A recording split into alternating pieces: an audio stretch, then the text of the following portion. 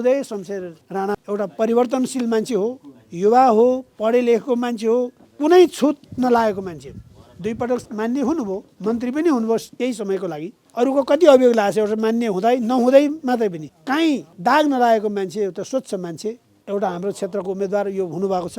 उहाँलाई जिताउनको लागि मात्रै होइन, गगन थापालाई प्रधानमन्त्री बनाउन पनि समानुपात पनि हामीलाई त्यत्तिकै आवश्यक छ। हेर्नुहोस्, उहाँले त जित्नुहुन्छ नै। तपाईँहरू कन्फ्युजन नभइकन देश जलाउनेलाई दिने कि यो बदल्नेलाई दिने? यो देश बदल्नेलाई दिने हो। हाम्रो पार्टी त्यही हो। देश जलाउने भनेर त सिंहदरबार जलाउँछु, उसको श्रीमतीको चाहिँ नि डेलिभरी भएर घर लाँदाखेरि त्यो दिन के छ, नेपाल बन्द थियो, ट्राफिकले रोक्दाखेरि त्यो सिंहदरबार जलाइदिन्छु भन्ने मान्छेलाई प्रधानमन्त्री बनाउने घोषणा गरेर हिँडेको छन्। हाम्रो पढेदेखि 9 क्लासदेखि बाल काङ्ग्रेस भएर काम गरे भन्छन् गगन थापा। तपाईँले हेर्नुभएको होला नि, म 9 क्लासदेखि काम गरेको चाहिँ नि बाल काङ्ग्रेस भएर काम गरेको मान्छे आज त्यो सङ्गठन गरेर आएको मान्छे चाहिँ आज देशको प्रधानमन्त्री घोषणा हुनुभएको छ, हुनुहुन्छ। उदय शमशेरलाई भोट किनभने विकास र परिवर्तन, उहाँको काम पनि बाँकी छ। उहाँले चाहिँ गर्ने काम 3 वर्ष पनि पुगेको थिएन, 32-33 महिनामा चट भइदियो।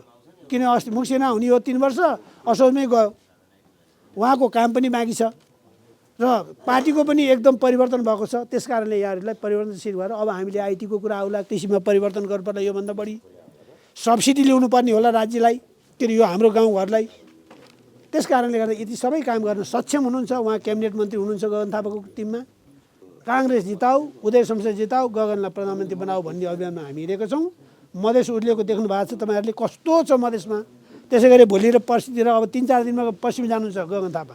त्यहाँ जाँदा त्यस्तै हुन्छ। हेर्नुहोस्, अर्को बालेन शाहको कुरा के गर्नु, दुनियाँको त्यो हेर्नु, त्यो पीडितहरूलाई चाहिँ नि जम्मै तहरा भत्काइदिने, के गरिदिने, काम गरेर काम नदिने, एउटा कालो चस्मा र कालो कोट लाएर हिँड्ने, बोल्नु केही छैन।